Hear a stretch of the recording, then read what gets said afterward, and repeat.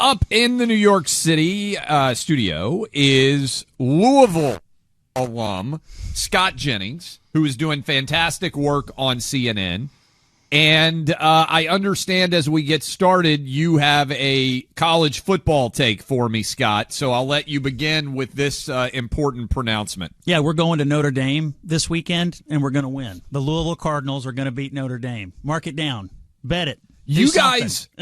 You guys with Jeff Brom have been a revelation in terms of how quickly he's brought you back into the promised land. You're a top 15 caliber team for people out there who are not big college football fans. I appreciate the prediction. Scott, I will be down at the Georgia-Alabama game. Donald Trump also going to be there. Let's start with this question because you're a college football fan. This Buck has kind of, I think, come to realize that I trust college football fans no matter who you root for. I just think you're normal everyday Americans.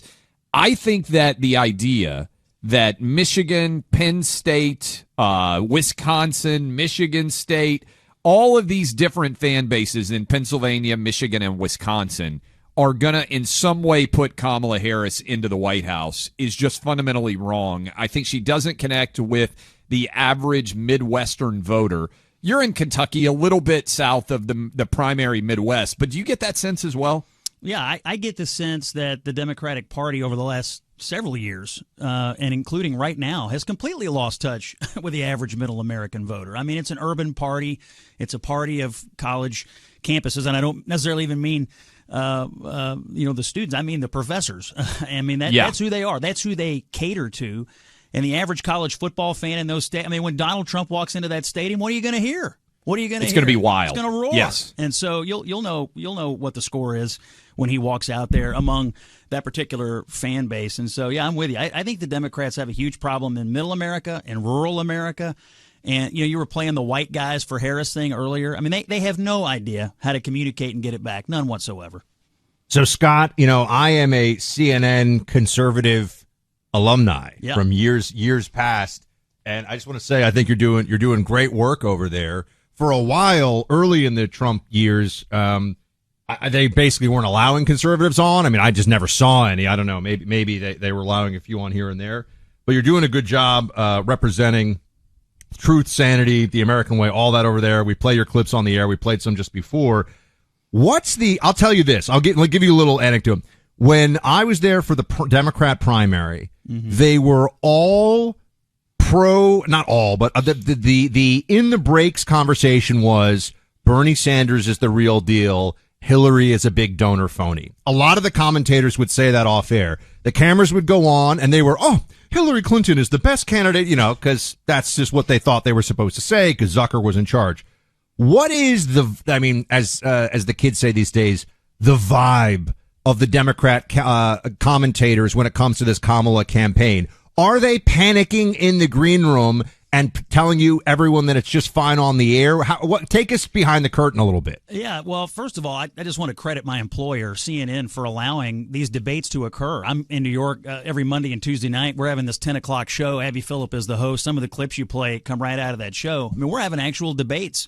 So if you want to hear conservatives and liberals go at it, CNN's allowing it to unfold. I think on the Democratic side, it depends on who you talk to. I mean, the person I probably spend the most time with is David Axelrod, former Obama advisor. And, he's been pretty clear on the air and off the air that he thinks this election could go either way, that there's a world where Trump wins. There's a world where Harris wins. He's been preaching to the Democrats not to be irrational exuberance. And, of course, he was ahead of the curve on Biden, too. He was one of the lone voices out there warning about Biden before the rest of the Democrats caught up to him. So I think there's a healthy mixture of people. Let me follow this up with this, Scott.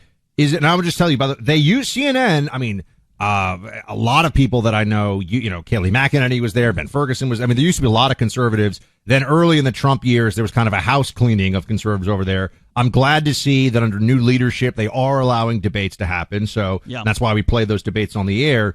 But what I really want to know is, are any of the Democrats you come across truly excited about a Kamala campaign over there? And I mean, you don't have to name names, but I'm talking about the off-camera utterances. I'm talking about, what do they really think about how this is unfolding? Oh, I think a couple are excited about it, without naming names. Wow. And But I think it may be, for one reason or the other. And I think a few are still pretty nervous about it. Of course, most of them would tell you they're just excited that Biden is not the nominee. I mean, I think everybody had realized by the summer this dude was cooked, right? I mean, there was no possible way he was going to win. They were headed for a landslide defeat. I think everybody had internalized that. And so you give them any other candidate, and they're going to be happy about this. But, it's interesting. There's a wide spectrum of thoughts on her over there. My views are there's more to being president than just not being Donald Trump. That's her entire campaign.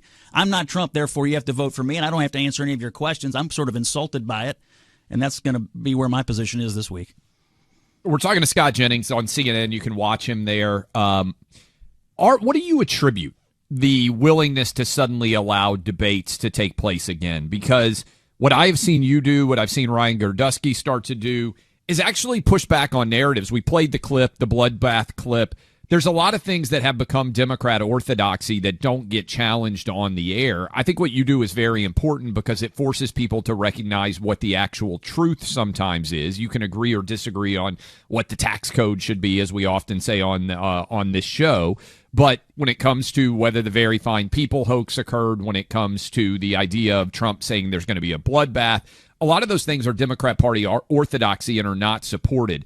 When did you start to recognize CNN was maybe more interested in having legitimate debates as opposed to just having one side of the equation covered? Well, I've been with the network for a few years now, and I've been thrown in there over a lot of different iterations of a lot of different shows. And so I always feel like I'm pretty supported. I think as the election got closer, and you go back to the 2020 election, it was weird. We were all in our boxes. There was no debates that we were traveling to. Nobody's going to the conventions. This cycle's been more normal. We've been out there. CNN, I think, had a great debate in June. We had good convention coverage. And I think as we've gone on in the cycle, and now with this new 10 o'clock show that Abby is hosting, there's obviously a willingness for both sides to get a chance to make the case. And I feel very good about what we're doing. I heard you say earlier, MSNBC, you're not going to catch any of that over there. Correct. And so I run into people in airports and out in the world all the time who tell me things like, I don't agree with you, but I'm glad that you're on there because I do want to hear what both sides are saying and what the views on the issues are. I think there's a hunger for actual debate, not people to get steamrolled and not people to be tokens and not people to be like, oh, I'm a Republican, but I've never voted Republican. I think there's an actual hunger for real political debate in this country. And you mentioned Ryan, he's doing a great job, but that's what I'm committed to doing, having a real debate. And I think people want to watch it. And I think this 10 o'clock show, for instance, the ratings bear it out. People do want to watch an actual debate where somebody's willing to stand up for their own views. This used to be this was CNN pre-Trump, which is when I started working there, Scott. They would have on real Republicans, real conservatives to make the case. There was a change in leadership. There was some Trump derangement syndrome, and now I think they're getting back to that, which makes sense as you're talking about what the American people want. And I agree with it. I think there should be more a real exchange of ideas, but also as a business model, they can be a news network that actually has on both sides, and that then becomes their identity in a sense. And I think it used to be much more CNN's identity. So I like that. But back to this campaign and how you think it's going at this point. Is there anything that you think the Trump campaign should either have additional focus on, or if you were to give a constructive critique in some way? I mean, I'm just wondering what your focus is for Trump and the campaign between now and Election Day to get it done. I think the entire campaign for Trump comes down to these low and no propensity voters. I think I heard one of you say it earlier. That's it. That's the whole campaign. His base is immovable. They're not going to change. They're with him, the people who vote in a lot of elections. But this low propensity and no propensity voting block, and they're doing it. They're courting them. Trump shows up at places that sometimes presidential candidates don't always show up. That's the ball game for him. You turn out the low and no propensity voters, these young men, for instance, you're going to win the election. That's the whole game. So if I were in their shoes, I wouldn't be worried so much about reeling in some of these people who've never voted for you in 3 elections, whatever. I would be fully focused on a turnout operation, low, no propensity voters. They inherently do not love the government. They don't believe what they're hearing from the government and institutions in some ways. They've been crushed under the Biden-Harris economy, and they know who is crushing them, and they want somebody to shake it up. And that's how they saw Trump before, and that's how they'll see him again. That's the whole ballgame for him. Scott, we saw the data come out earlier this morning. I'm sure you saw it, be talking about it. Arizona, Georgia, North Carolina, per the New York Times, all in Trump's camp right now, somewhat close there, which would mean that Kamala has to sweep Pennsylvania, Michigan, and Wisconsin. Yep. Circling back on that, do you think she will sweep? And if that is her pathway, and I think it is, in Nebraska, should they change the law and go all the states to the winner of the state, or should they continue to have that one floating dot of an electoral vote that could put Kamala in the White House? Omaha, Nebraska could put Kamala in the White House 270, 268. That's not a crazy scenario right now. Yeah, what you laid out is her most likely path. And spare me the whining, by the way, if the Trump folks and Trump himself want to change the rules in Nebraska. I mean, they've tried to throw him off the ballot. They replaced their candidate in midsummer in a totally unprecedented fashion. And now you're mad that Donald Trump's trying to scratch out an advantage in Nebraska, which, by the way, is an outlier. Most states don't do it this way. Correct. And so they're an outlier. So I don't know what they're going to do, but I got no problem with them trying to get an advantage. Is there any doubt Democrats would do it if they had this same scenario? Of course they'll do anything. They will literally do anything to stop. You've already got that Congressman Raskin is already talked about in the press. If Trump wins, they're going to try to stop the certification of the Electoral College. They will do anything to stop this guy from winning the election or taking office. I firmly believe that. On the pathway, I think you got it exactly right. I still think Pennsylvania is the tipping point state, and I still think it's the weakest of the three for Harris. Her own campaign and some of our own CNN reporting has acknowledged that Pennsylvania is very difficult.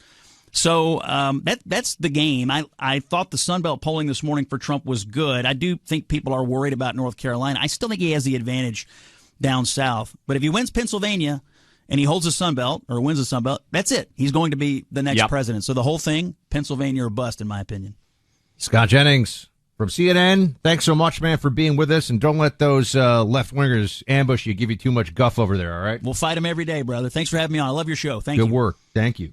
He's doing fabulous work there. We appreciate him hopping in the New York City studio. Buck, you and I are about to go out and get trained in Saber projectile launchers and pepper spray to protect your family. And some of you might be out there, you say, okay, I've got guns. Why would I want something like this? I got teenagers in my house. How often, be honest, have you as a teenager snuck out of the house to try to beat curfew, snuck back into the house maybe to try to beat curfew? And maybe you're a parent, maybe you're a grandparent, you're in bed, you hear something, somebody's creeping around, it's night, but you don't want to have a permanent, dangerous solution because you don't necessarily feel completely threatened, and you think it might be your teenage son or daughter. You think it might be your grandson or your granddaughter. Maybe it's your own kids coming back in. You can take advantage of protecting yourself in a non-lethal manner with Sabre. It's spelled S-A-B-R-E. Website is saberradio.com. They make the #1 made-in-the-U.S. pepper spray trusted by law enforcement and families across America. It's called the Sabre Pepper Projectile Launcher. Bestseller, less lethal, fast-loading, no-recoil solution. Powerful stopping power at up to 175 feet. And the real advantage, even if you miss 6-foot pepper cloud, intense sensory irritation, it stops anybody in its path. Buck and I, like I said, are going to be out right as soon as this show ends, testing with these Sabre devices. I can't wait. We've got them in my home. You can have them in your home as well. Sabre's full range of defensive sprays, home security tools, and exclusive launcher bundles. Check them out. Non-lethal, very protective. Maybe it makes sense for you and your family like it makes sense for mine as well. SaberRadio.com. You can call them 844-824-SAFE. That's 844-824-SAFE.